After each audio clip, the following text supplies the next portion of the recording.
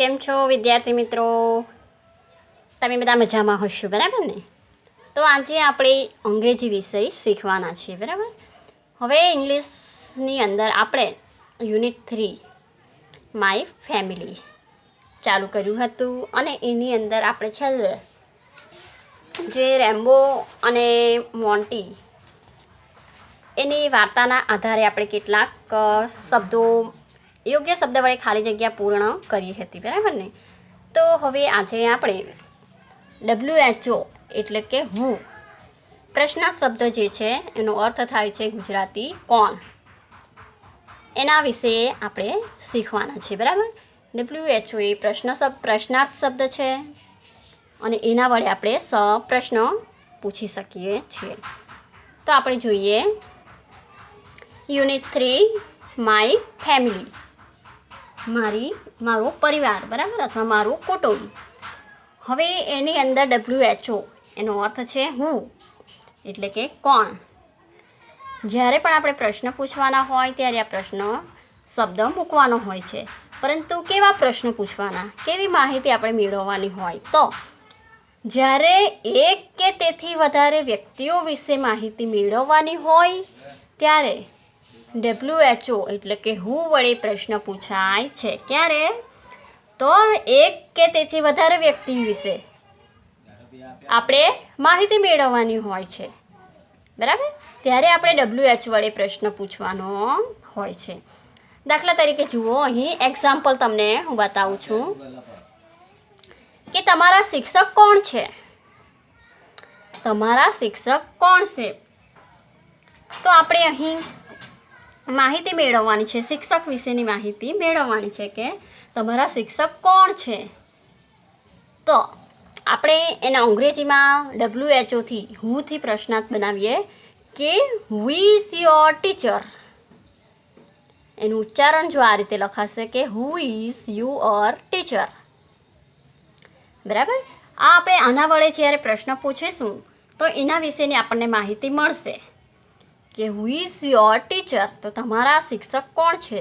જો આ WHO વડે આપણે પ્રશ્ન પૂછ્યો તો એનો જવાબ આપણને મળશે. એટલે કે આવા પ્રશ્ન પૂછવાથી WHO થી પ્રશ્ન પૂછીશું તો એનો જ્યારે જવાબ આપશે તો આપણને એના વિશેની માહિતી મળશે. તો આપણે જો એનો જવાબ આપીએ કે શ્રી કેતન પટેલ મારા શિક્ષક છે, શ્રી કેતન પટેલ મારા શિક્ષક છે, એટલે કે એનું અંગ્રેજી શું થશે? તો mister Ketan Patel is my teacher. એનું ઉચ્ચારણ કેવી રીતે થશે કે mister Ketan Patel is my teacher, બરાબર?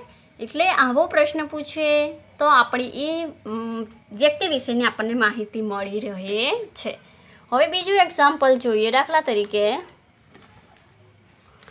તારો ભાઈ કોણ છે? તારો ભાઈ કોણ છે? હવે આપણે કોણ છે એટલે WHO એટલે કે હું, તારો એટલે યોર. તો આપણે પ્રશ્ન પૂછીએ હુ ઇઝ યોર બ્રધર? તારો ભાઈ કોણ છે? બરાબર? આ રીતે એનું પ્રશ્નાર્થ વાક્ય બનશે.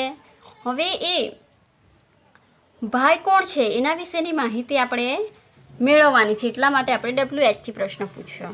તો એનો જવાબ જ્યારે આપવામાં આવે તો આપણને એનો જવાબ મળી રહેશે, એના વિશેની માહિતી આપણને મળશે. દાખલા તરીકે કે રાકેશ મારો ભાઈ છે. આપણે રાકેશ મારો ભાઈ છે, તો રાકેશ ઇઝ માય બ્રધર. આગળ પૂછ્યું કે તારો ભાઈ કોણ છે? માહિતી મેળવવાની છે એના ભાઈ વિશેની કે એનો ભાઈ કોણ છે. તો જ્યારે એનો જવાબ આપવામાં આવે કે રાકેશ ઇઝ માય બ્રધર, ત્યારે આપણને એનો જવાબ એના વિશેની માહિતી મળી રહે છે, બરાબર? એવી જ રીતે આગળ ઉદાહરણ જોઈએ તો તમારી બહેન કોણ છે? શું પૂછ્યું છે? તમારી બહેન કોણ છે? તો આપણે WHO થી પ્રશ્ન પૂછવો પડશે. તો કોણ માટે પહેલો પ્રશ્નાર્થ શબ્દ હંમેશા આગળ આવે કે હુ ઇઝ યોર. બહેનને શું કહેવાય? બહેન આપણે જે રિલેટિવ્સ પણ શીખી ગયા છે, તો બહેન એટલે sister. Who is your sister. હવે આ પ્રશ્ન પૂછ્યો કે તમારી બહેન કોણ છે? એના બહેન વિશેની માહિતી આપણે મેળવવાની છે. હવે બહેન વિશેની માહિતી આપણે WH ના પ્રશ્નાર્થ શબ્દથી પ્રશ્ન પૂછીને મેળવીએ. હવે એનો જે જવાબ આપવામાં આવે તો એની બહેન કોણ છે એ આપણને એના બહેન વિશેની માહિતી આપણને મળશે. તો દાખલા તરીકે આપણે કહીએ કે રીમા ઇઝ માય સિસ્ટર.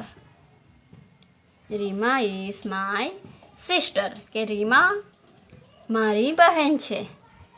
શું થશે? રીમા મારી બહેન છે. બરાબર, આ રીતે માહિતી આપણે મેળવી શકીએ છીએ WHના પ્રશ્ના શબ્દ દ્વારા. હવે આગળ જોઈએ કે કોણ જમી રહ્યું છે. હવે માહિતી આપણે શું મેળવવાની છે? કઈ વ્યક્તિ જમી રહી છે, મીન્સ કે કોણ જમી રહ્યું છે. કોણ જમી રહ્યું છે. તો આપણે એનું અંગ્રેજી વાક્ય WH પ્રશ્નાર્થ દ્વારા પ્રશ્ન વાક્ય બનાવવાનું છે કે કોણ જમી રહ્યું છે. તો આપણે શું કહીશું? Who is eating? WH એટલે કોણ. Who is જમવું એટલે અથવા ખાવું અથવા જમવું એટલે કે eating. Who is eating? કોણ ખાઈ રહ્યું છે? તેનું ઉચ્ચારણ પણ આ રીતે થશે. Who is eating? કોણ ખાઈ રહ્યું છે? કોણ જમી રહ્યું છે? તો આપણે કહીશું કે મારી મમ્મી જમી રહી છે. મારી માતા જમી રહ્યા છે. આ પ્રશ્નનો જવાબ આપ્યો. બરાબર, કે મારી માતા જમી રહ્યા છે. તો એનું અંગ્રેજી કેવી રીતે થશે? મારી એટલે કે માય, માતા એટલે મમ્મી અથવા mother. My mother. My mother is eating. મારી મમ્મી જમી રહ્યા છે. તેનું ઉચ્ચારણ થશે શું થશે? My mother is eating. બરાબર, આ રીતે આપણે માહિતી મેળવી શકીએ છીએ. હવે આગળ જોઈએ ઉદાહરણ નંબર 6 અથવા 6થા નંબરનો પ્રશ્ન. તો જુઓ,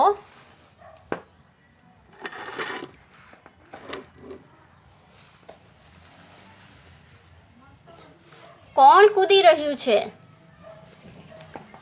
શું છે સેન્ટેન્સ? કે કોણ કૂદી રહ્યું છે. તો કોણ એટલે WHO. શું થશે? કોણ એટલે WHO. પછી કૂદવું એટલે કૂદવું એ ક્રિયાપદ છે. તો કૂદવુંને શું કહેવાશે અંગ્રેજીમાં? જમ્પ. બરાબર, અને છે એટલે આપણે ઇઝ લગાવીએ છીએ. બરાબર ને? તો હવે આપણે એનું અંગ્રેજી વાક્ય પ્રશ્નાર્થ વાક્ય કઈ રીતે બનાવીશું? તો Who is jumping? અહીં રહ્યું છે આપણે આગળ જોઈ ગયા હતા. બરાબર ને? કે વર્તમાનકાળ ચાલુ ક્રિયા. હવે કૂદી રહ્યું છે, કૂદવાની ક્રિયા ચાલુ છે. બરાબર ને? એટલે કૂદવુંનું જમ્પ થશે અને હજુ ક્રિયા ચાલુ છે એટલે આપણે ING પ્રત્યય લગાવીશું. એટલે શું થશે? Who is jumping? તો એનું ઉચ્ચારણ કઈ રીતે થશે? Who is jumping? કોણ કૂદી રહ્યું છે. બરાબર, તો હવે આપણે એનો જો જવાબ આપવામાં આવે, આ પ્રશ્નનો જવાબ આપીએ તો આપણને એના વિશેની માહિતી મળે છે. એટલે આપણે જવાબ આપીશું કે વાંદરો કૂદી રહ્યો છે.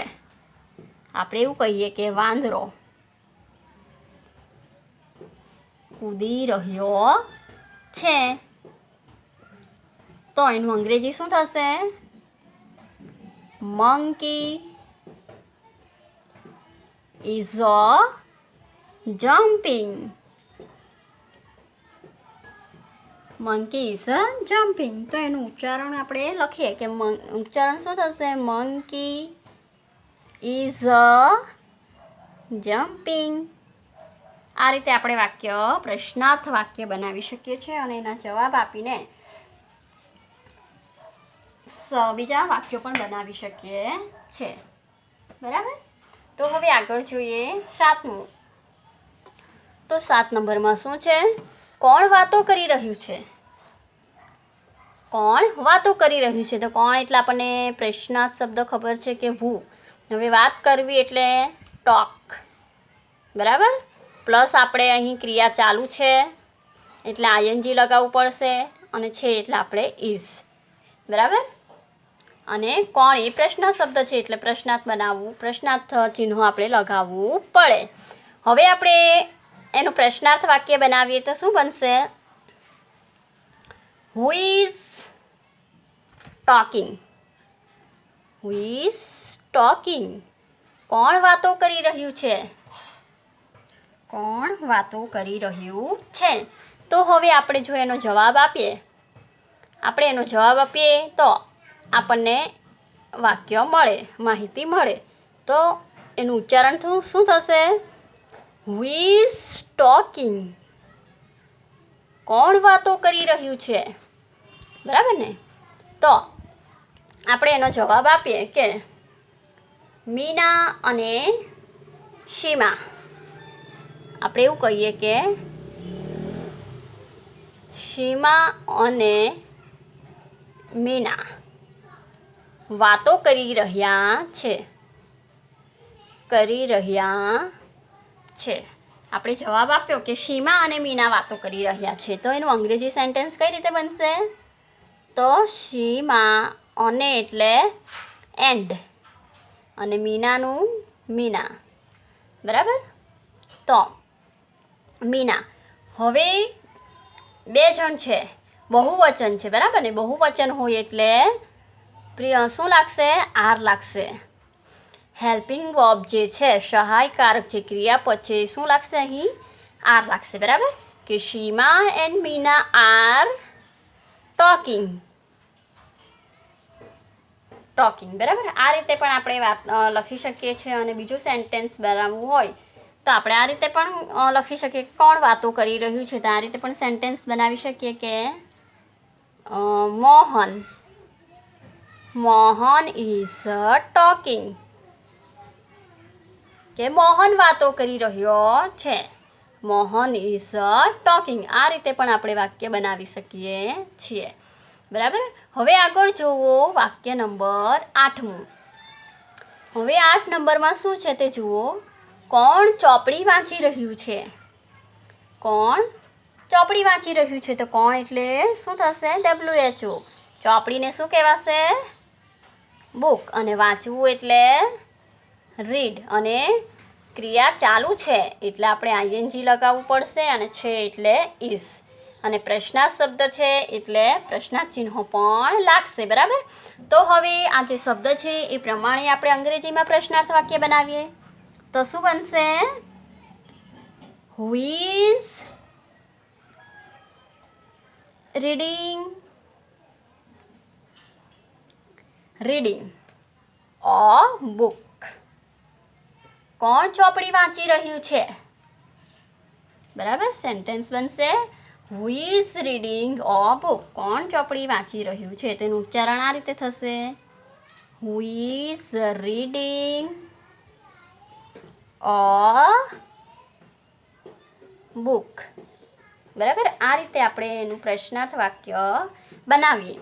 હવે એનો જો જવાબ આપવામાં આવે તો આપણને કોણ ચોપડી વાંચી રહ્યું છે એના વિશેની માહિતી મળશે. તો શું માહિતી મળશે? આપણે કહીએ કે આપણે એવું કહીશું કે મોના અને સોના ચોપડી વાંચી રહી છે. આપણે આ રીતે એનો જવાબ આપીશું તો આપણને એનો જવાબ મળી રહેશે. એટલે કે માહિતી મળી ગઈ આપણને કે મોના અને સોના ચોપડી વાંચી રહ્યા છે. તો આપણે એનો અંગ્રેજી સેન્ટેન્સ બનાવી દઈએ કે મોના અને એટલે એન્ડ. મોના એન્ડ સોના. હવે બહુવચન છે. સોના એટલે કે એક કરતાં વધારે વ્યક્તિ હોય તો સહાયકારક ક્રિયાપદ શું લાગશે? આર. આપણે આગળ શીખી જ ગયા છે. બરાબર ને? કોષ્ટક. તો Mona and Sona are reading a book.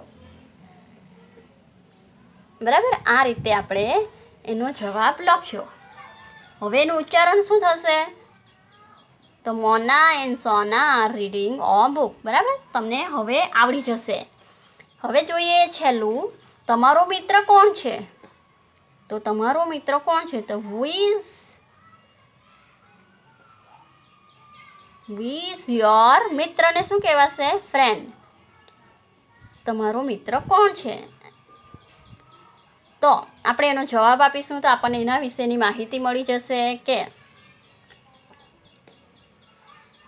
Roshan is my friend. કે રોશન મારો મિત્ર છે.